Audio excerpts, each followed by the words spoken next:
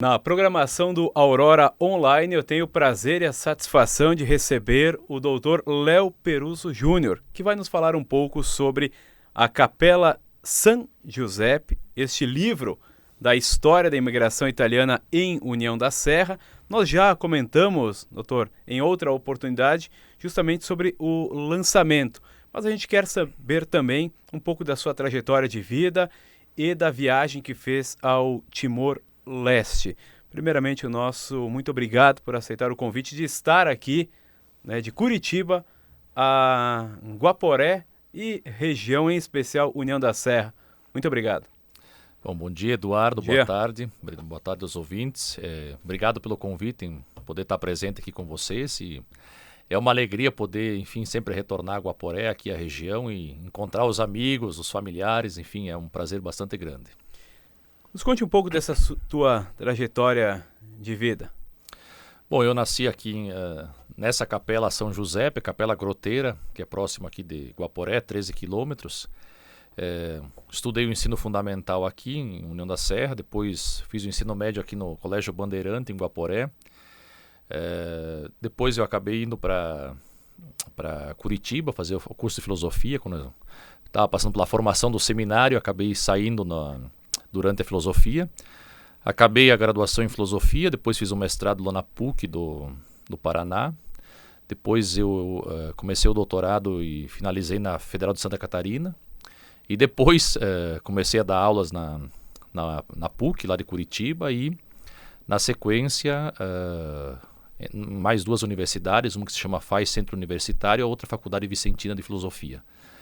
E mais recentemente, em 2020, no início da pandemia, eu fui para a Itália para fazer o pós-doutorado. Enfim, por conta da pandemia houveram uns imprevistos, mas deu para finalizar, enfim, o processo. E a minha formação é mais na área de filosofia. Depois, há 6 anos, ingressei no curso de Direito. Estou aí nos últimos suspiros, também lá em Curitiba.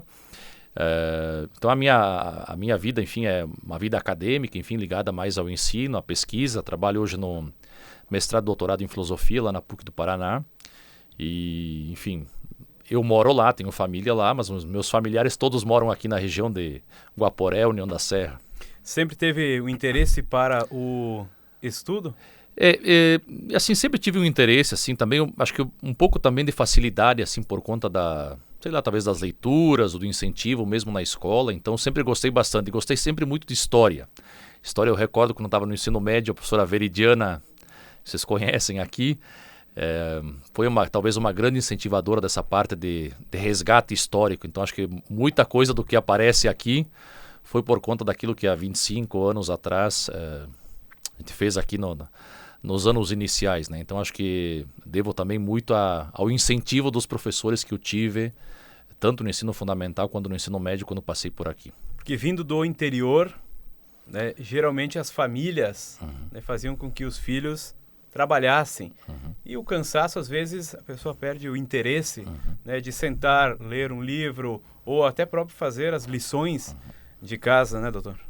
É verdade, acho que a vida no interior tem um outro tipo de atividade, um outro tipo de incentivo, e eu acho que talvez muito desse incentivo foi também por parte da família, por conta do resgate histórico. Meu avô contava muitas histórias dos pais quando chegaram aqui na região de Guaporé em 1897, 98, ou seja, 130 anos atrás.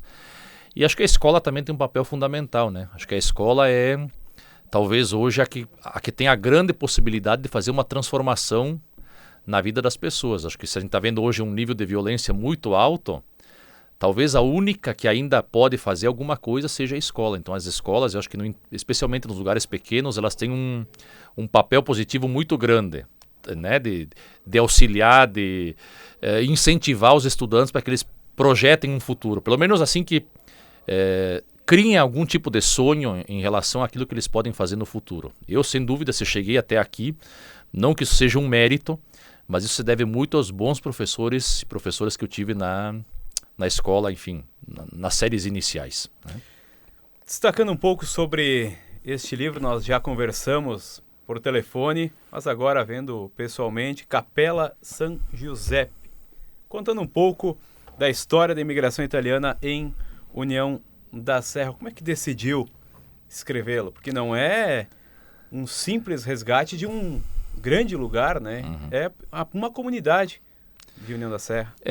Isso começou há uns 21 anos atrás, quando eu comecei a juntar informações dos meus avós, dos meus bisavós e especialmente nesse lugar, nessa comunidade, o pessoal sempre foi muito unido, assim, participação das festas e atividades. E eu recordo que quando nós íamos no dia de finados no cemitério para fazer aí a limpeza do jazigo, do túmulo, o meu avô contava, esse aqui é o fulano de tal, esse aqui era meu tio, esse aqui era o vizinho, esse aqui era um outro. E eu não sei por qual razão eu armazenei muito essas informações, especialmente datas, eu recordo muitas datas. Então acho que aos poucos foi nutrindo aí um pouco o desejo de saber quais eram as cidades da onde essas pessoas vieram da Itália. E eu fui juntando informações nesses últimos 20 anos, acabei expandindo um pouco também para todas as outras capelas de União da Serra, que tem todas elas, tem da Groteira, mas também tem de todas as outras, de cada uma delas. E há 6 ou 7 anos atrás, eu fui com meu pai, a gente fotografou todos os túmulos de cada capela. Eu transcrevi cada um dos túmulos, enfim, as informações, e fui juntando informações, enfim, pesquisas em registro histórico, arquivo público de Porto Alegre, informações aqui da paróquia de Guaporé, da paróquia de Vila Oeste, de Pulador. Então consegui juntar bastante informação por conta dessa tentativa de saber quem eram essas pessoas que chegaram aqui há 130, 140 anos atrás, que no fundo morreram sem identidade. A grande questão é, trabalharam, tiveram família, muitas dessas famílias foram para a região de Erechim, Constantina, Rondinha, Sarandi, que é os filhos dos primeiros imigrantes, mas a identidade praticamente desapareceu. E uma outra questão que me levou a fazer isso é que nessa capela São Giuseppe, próximo aí do chamado rio Lajeado, que cruza aí, tem um cemitério abandonado. Esse cemitério já está no meio do mato, enfim, ele tem mais ou menos acho que uns 10 metros por 10 metros ou menos. E nesse local foram sepultados alguns dos primeiros imigrantes. Ele já tem árvores assim, árvores talvez com 50, 60 anos dentro. E o meu projeto inicial era transformar esse cemitério no cemitério da imigração. Assim como você tem em Veranópolis, enfim, em Veranópolis tem um cemitério muito bonito, que é chamado cemitério da imigração. E nesse local, enfim, já tentei algumas vezes aí com as prefeituras de União da Serra, pediam algum apoio para fazer uma reforma, porque aí estão sepultados os primeiros imigrantes dessa região, família Craco, enfim, não recordo agora todos aqui, mas são vários familiares que foram sepultados aí. E um desses era o sobrenome Maschio, que foi o único construtor do único jazigo que tem aí dentro, de pedra, que está no interior desse cemitério. Então, eu queria saber quem eram essas pessoas. Consegui assim encontrar alguns, mas era muito para dar especialmente nome para quem não teve durante muito tempo e também acho que pensar um pouco essa questão do passado, né? A gente pensa muito o futuro e não sabe de onde veio. Acho que a questão é a gente precisa saber de onde veio para saber também para onde a gente quer caminhar. Se não souber o passado, dificilmente a gente consegue projetar o futuro, né? Te surpreendeu o passado? Muito, bastante. Especialmente com as histórias das pessoas, sabe? As pessoas que chegaram aqui, por exemplo, ontem eu descobri conversando com uma pessoa lá de União da Serra, que o avô dele, o bisavô dele, comprou uma propriedade aqui em 1923, em Vila Oeste. E ele morava em Montebello, ele veio da Itália. Ele comprou quando ele voltou buscar a família e faleceu em Montebello. A avó dele, da família Pasquale, veio com os filhos pequenos e até hoje estavam aí. Quer dizer, o que a gente sabe dessa história? E essa história vai morrer se não for escrita. Então o que me surpreende é um pouco isso. Na história de vida das pessoas, a taxa de mortalidade infantil muito grande, muito grande. Então, quer dizer, não tinha médico, não tinha nada. Qual que era o projeto em relação ao que eles iam criar? Quase nada, muito pouco. E isso é uma coisa que me chama muito a atenção, né? Essa questão das famílias e uma coisa que foi criada que também me parece essa noção de infância. A infância é uma coisa inventada, assim, muito recentemente, essa questão do afeto pelos filhos, porque realmente se a gente voltar 150 anos atrás, os filhos casavam, iam embora e praticamente eles se viam 2 ou 3 vezes durante a vida. Encontrei muitos registros de pessoas que, quando faleciam, era feita uma foto e essa foto era enviada como recordação para os filhos que não vinham para o sepultamento. Então tem um tipo de realidade que já não existe mais, mas que é bom que a gente resgate porque é uma realidade próxima, né? 3 ou 4 gerações retornando aí no tempo, regressando, eles estão aí, esse tipo de tradição e costume era mantido. Falar na questão e comparar realidades, não há como, né? Eles viveram de uma forma, hoje nós vivemos, entre aspas, tranquilamente de outra forma, mas dentro dessas comunidades interioranas em especial, há como nós termos a união que havia no passado, quando se reuniam nos domingos, por exemplo, na celebração religiosa, posterior a um almoço na capela. Tem como resgatar a união, a confraternização entre as pessoas de uma comunidade? Eu penso que esse é o grande desafio, né? Como é que a gente consegue resgatar um tipo de vida que funcionou muito bem durante muito tempo, porque acho que os núcleos de colonização, eles funcionaram e chegaram até aqui por conta dessa organização e do modo de vida. Quer dizer, eles organizaram as capelas, as igrejas, os salões comunitários, as atividades festivas. Então a vida foi uma vida organizada socialmente. Com o tempo, por algumas razões, foi se perdendo, né? Talvez pelo modo de vida do trabalho, enfim. Mas me parece que sim, é possível criar ainda um espaço em que isso seja possível, justamente porque, quer dizer, a convivência, essa parte de convívio social é muito importante. Quer ver um exemplo da onde foi aplicado isso? São os encontros dos grupos de terceira idade. Aí você tem um exemplo típico do porquê essa questão da convivência é importante. Ontem, por exemplo, lá em União da Serra tinha um encontro do grupo da terceira idade de União da Serra, Itapuca, enfim, Montauri. Então me parece que hoje está se resgatando aquilo que se perdeu nos últimos 20 ou 30 anos, que é essa questão da convivência social, da confraternização. Também um pouco por conta da pandemia, que criou um lapso aí no espaço de convivência. Mas me parece que isso é uma questão muito importante, né? Nós temos muito aquela questão, a internet, a tecnologia aproxima as pessoas. E na verdade ela distancia as pessoas que parecem estar próximas, porque eu estou falando com o Léo lá na Itália, como a gente fez aquele boletim, trazendo informações da Covid. Então, acho que é essa forma, o estar junto com a pessoa, que é, de fato, o importante. Eu tenho um professor que foi meu professor na graduação, hoje é meu colega, ele já trabalha há 36 ou 37 anos na universidade. Ele diz o seguinte, que no tempo dos nossos avós, as pessoas tinham caráter. Quer dizer, o que era muito presente era o fato de ter um caráter, de colocar o caráter como prova. Quer dizer, eu coloco o meu fio de bigode para fazer uma negociação. Depois, na época dos nossos avós, as pessoas passaram a ter valores. Ou seja, valor já é uma coisa um pouco negociável. Dá para, entrar em um consenso do que pode e o que não pode. Hoje as pessoas passaram a ter um perfil. Quer dizer, o perfil você muda muito. Quer dizer, você pode ter um perfil que não seja de fato aquilo que você é, mas que socialmente aparece. Então, eu acho que existe sim uma espécie de, não sei se esse é o termo adequado, uma certa decadência em relação ao convívio das pessoas, a forma como nós nos tratamos, e a tecnologia, ela proporciona uma junção de pessoas e uma reunião importante, mas talvez a gente acabe esquecendo aquilo que é fundamental, que é o fato do convívio pessoal, da parte física, né? As pessoas, elas vão para um hotel e a primeira pesquisa que elas fazem é se nesse hotel tem Wi-Fi. Quer dizer, há poucos dias eu passei aí por Santa Catarina, estava caminhando aí numa praia e as pessoas estavam sentadas de frente para o mar, olhando o celular. Quer dizer, será que realmente a tecnologia está sendo usada como uma expectativa de positividade, ou será que nós estamos usando um tipo de perspectiva para justamente afastar aquilo que é fundamental? Eu não sei, hoje eu não sei, não quero dizer assim que a tecnologia seja ruim. Eu quero dizer que talvez a forma como ela vem sendo usada seja assim completamente danosa a longo prazo. Hoje talvez a gente não perceba, mas a longo prazo a gente acaba esquecendo isso. A gente vê uma pessoa na rua, e a gente se preocupa em fotografar a pessoa que está sofrendo do que de fato fazer uma questão mais prática. E acho que isso é uma coisa assim que desafia um pouco o papel da tecnologia no espaço público, né?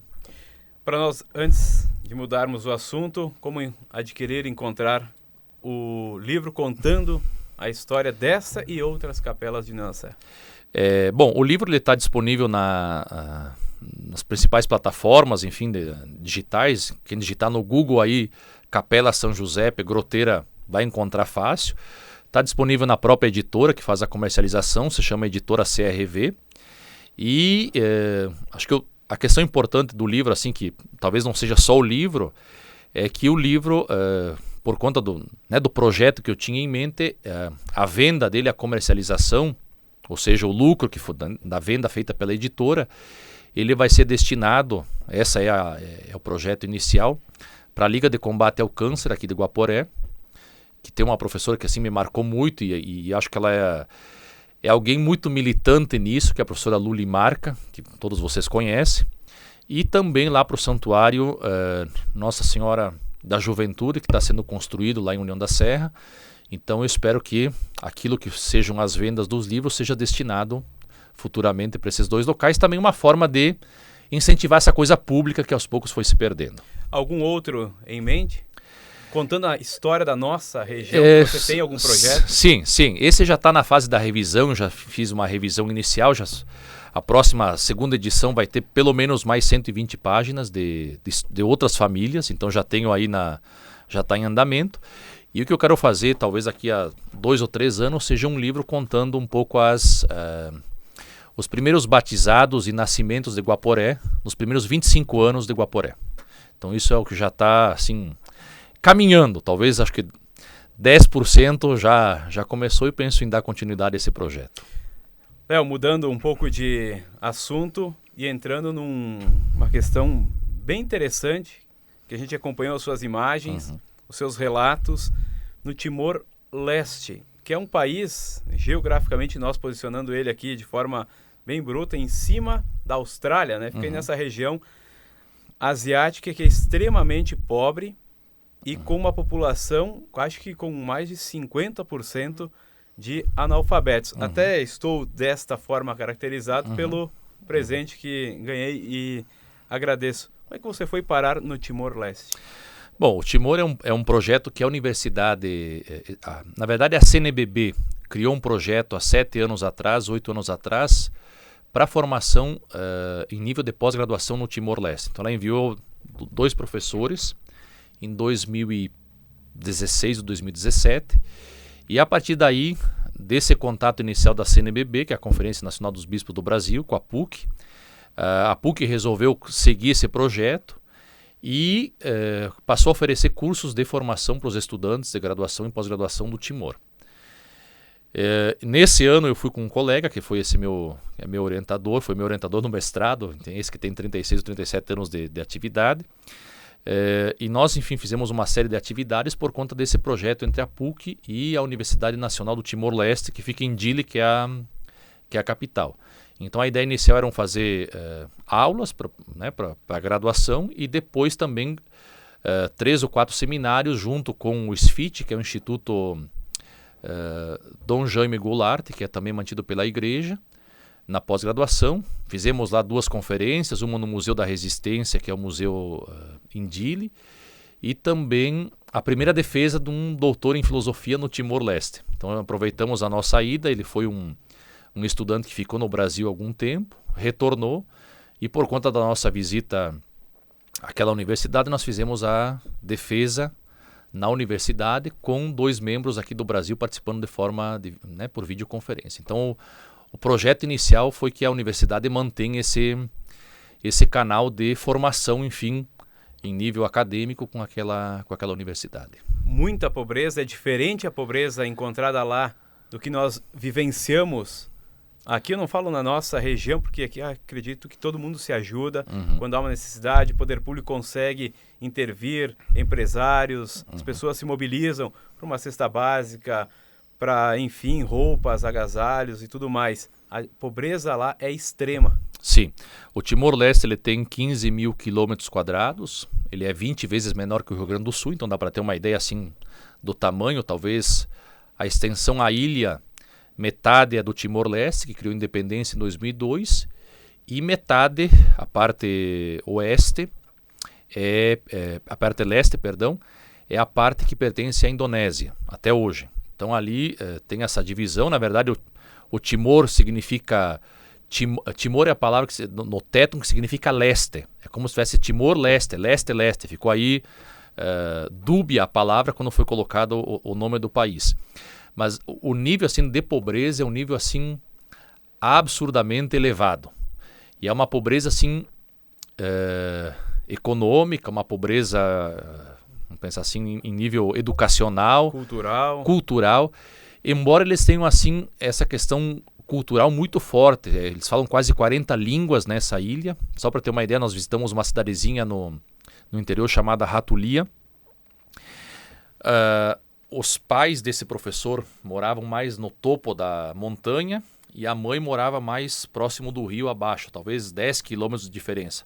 São duas línguas diferentes. Isso em 10 quilômetros de diferença. Mas o nível hoje, assim, o nível geral, segundo ali a ONU, o Timor é um dos países mais pobres e mais dependentes economicamente do mundo. Como você falou, mais de 50% da população analfabeta. Não tem acesso a absolutamente nada. É um país que vive praticamente da subsistência, então não produz quase nada para exportação, exceto um pouco de café. E existe um conflito hoje com a Austrália por conta dos poços de petróleo aí são 100 quilômetros da costa da Austrália até o Timor. Então tem um conflito por conta de quem é o dono do petróleo. E deve ter 1% das famílias, que são as famílias que governam e administram o Timor até hoje, que são os combatentes, os heróis de guerra. Por exemplo, a universidade. A universidade tem 30 mil estudantes, tem 3 tipos de acesso. Tem o acesso por ensino médio, eles chamam de ensino secundário, tem o acesso para quem não passou no ensino regular do ensino secundário e tem o acesso direto para filho dos heróis. Esses não fazem vestibular, esses já entram direto. O chamado QI, quem indica? Isso, quem indica. Então isso dá para ter uma ideia, a discussão sobre quem de fato lutou na guerra, quem foram as famílias que lutaram na guerra. Então isso é um problema, realmente é um problema. E assim, a cidade como um todo, especialmente a capital, você não tem saneamento básico, né? São aqueles valos de esgoto que correm dentro do mar. A praia realmente é muito, não é assim suja, é muito suja por conta da quantidade de sujeira que é jogado aí. E o nível de desnutrição, você vê muitas, assim, por exemplo, no interior, crianças que poucos cabelos, os cabelos caindo por conta do nível de desnutrição. Então realmente é uma realidade assim, eu particularmente não tinha essa experiência, já conheço outros locais, mas não tão impactantes como esse por conta da falta de tudo. Quer dizer, uma cidade que tem aí 300, 400 mil habitantes que não tem coleta seletiva de lixo, quer dizer, não tem recolhimento de lixo. Turismo nem pensar. Pois é, um lugar muito bonito por conta das praias, mas falta investimento assim básico para fazer com que o turismo se desenvolva. Poderia ser algo para também melhorar a qualidade de vida da população. Né? Exatamente. E o que você encontra aí de empresas e comércios, os poucos que você encontra, praticamente são comércios chineses, né? Você tem aí um comércio direto à China, talvez tenha interesse econômico aí, e eu acho que é um nível assim de exploração absurdo. Acho que o que ainda, além do governo que talvez faça um pouco, o que de fato ajuda bastante aí é a igreja, que a igreja católica ajudou no momento da independência. Teve lá um dado momento em que os padres e as freiras ficaram amotinados na frente da praça do governo, em greve, e a igreja teve um papel muito grande tanto na independência quanto hoje nas ações sociais, que a igreja mantém assim muito forte ainda nesses locais mais afastados, um papel assistencial, especialmente por permitir que as crianças estudem, porque culturalmente eles não, as famílias não querem que os filhos estudem, talvez por conta, né, do trabalho, essa questão mais cultural. Então a igreja tem criado esses centros, pequenas escolas, muitas escolas são escolas das paróquias, para fazer com que as crianças tenham acesso ao ensino regular. E muitas moram nas paróquias. Então, como elas moram nas montanhas e não conseguem voltar, elas moram junto aí Você imagina a estrutura de tudo isso, como é que é uma estrutura precária, elas moram junto às próprias paróquias. Viu uma imagem que me chamou a atenção dos filmes de guerra que assisto, que acho que plantações de arroz. Isso. E eles carregando, né, no braço fardos e fardos. Exato. A plantação de arroz, nesses poucos locais onde são plantados, o arroz ele é semeado, os búfalos eles são soltos para pisotear, e aí o arroz cresce desse processo completamente rudimentar. Na verdade eles chamam de búfalo, mas é um boi, parece uma vaca da raça Jersey com chifres um pouco diferentes. Eles soltam essas manadas de animais, os animais pisoteiam porque não tem As técnicas são rudimentares e a colheita é feita uma colheita manual. Quer dizer, eles fazem pequenos feixes de arroz, uma vara nas costas aqui e carregam até fora onde é feito esse processo de recolhimento. Então, realmente, quem imaginar assim, talvez a nossa região aqui há 150 anos atrás, o início da produção seja o momento que eles se encontram hoje lá. Quer dizer, falta tudo, absolutamente tudo, e as técnicas usadas são técnicas assim completamente rudimentares ainda, né? São técnicas assim, por exemplo, a questão da agricultura não é desenvolvida, quer dizer, eles não sabem ainda plantar e cultivar e o tipo de semente que pode ser usada. Quer dizer, aí você vê a questão importante talvez de ter, por exemplo, algo a nível da Emater, né, de ensinar como é que produz, qual época, como é que produz, que tipo de planta pode ser usada, porque é um lugar muito quente. Mas falta muito, né? A ideia é que a gente volte agora com outros projetos, esse para a escola dessa cidade, para a universidade. Nos próximos 4 anos, um pequeno contrato aí de visita anual, e volte com alguns projetos, enfim, da universidade para talvez auxiliar, né, e criar ideias. Acho que a questão aí talvez não seja só recursos materiais, mas é que tipo de ideia vai ser plantada para essas pessoas, né? Para nós finalizarmos, Léo, que lição você tira dessa visita? Bom, penso que a principal lição é justamente pensar o quanto a nossa realidade é rica, assim, em vários aspectos, e talvez o quanto que a gente pode explorar de recursos que nós temos hoje que você não encontra naquele local, tanto em nível cultural quanto em nível natural. E talvez a grande questão, aquilo que eu vi lá que me ensina muito, é a questão do meio ambiente. Eu sei que aqui em Guaporé houve, em um dado momento, há 30 anos atrás, uma discussão muito grande que eu acompanho ainda hoje por conta das usinas que foram instaladas no Rio Carreiro. E a natureza é um recurso que vai se esgotar. A questão toda é como é que a gente está tratando a natureza. O que eu consegui ver lá, assim, de toda essa questão do esgoto e do lixo na praia e da falta de saneamento e as crianças brincando no meio do esgoto mesmo, é o quanto a questão do meio ambiente é fundamental. Acho que se a gente não cuidar do meio ambiente e não pensar naquilo que a gente está fazendo para quem ainda não existe, nós vamos pagar um preço muito, muito, muito alto. E lá você tem 1,5 milhão de pessoas que talvez não tenham criado ainda a sensibilidade do porquê o meio ambiente deve ser preservado. As pessoas tomam uma água e jogam a garrafa no chão e pisam em cima no chão. Eu fui num jogo de futebol que tinha, e eu não conseguia ver a bola de tanto lixo que tinha. E as pessoas, né, fazem as atividades esportivas no meio do lixo. Quer dizer, não é só uma questão de percepção, é uma questão de acesso à educação e à forma como o meio ambiente é tratado. Então me parece que hoje essa questão de agrotóxicos, de poluição e não sei o que, desmatamento, é a questão mais urgente. Ou a gente pensa agora em proteger o meio ambiente e pensar um pouco no futuro, ou realmente a nossa geração, não é dos nossos filhos e netos, vai sofrer aí consequências que a gente não consegue nem medir quais são, né? Acho que a questão toda é a lição do meio ambiente. Quer dizer, como é que o meio ambiente é tratado e a dependência que nós temos do meio ambiente, né? Doutor, muito obrigado pela sua participação aqui na programação do Aurora Online. E quando estiver pela nossa região, sempre será bem-vindo aqui na Aurora. Obrigado, Eduardo. Obrigado pelo convite. Espero voltar, se puder deixar um convite para todos, né? Nós pretendemos fazer uma grande campanha de mobilização para essa escola nessa cidade. Né? Na verdade é um distrito de uma cidade chamada Ermeira, onde as irmãs carmelitas começaram a criação de uma escola. Nós pretendemos fazer uma grande rifa. Eu sei que assim, projetos dos mais variados, eles existem, as pessoas, enfim, às vezes se sentem até quase que obrigadas, né? São muitos projetos, mas enfim, esse projeto eu pretendo divulgar novamente para levar recursos econômicos para construir essa escola nessa pequena cidade. Então, obrigado. Forte abraço. Obrigado pelo convite.